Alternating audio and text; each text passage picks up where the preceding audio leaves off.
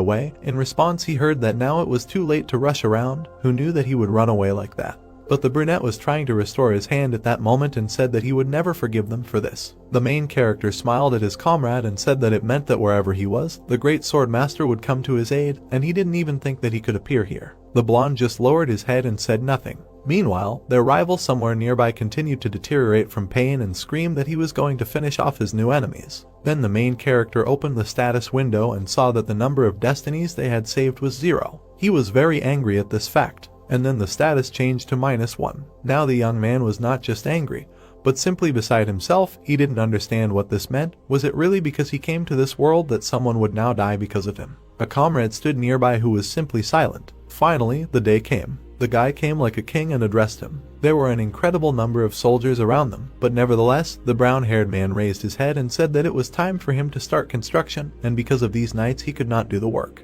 The girl looked at him and said that when someone threatens a senior official, this is a normal level of security. Then she turned and said to kill anyone who will come close to this person.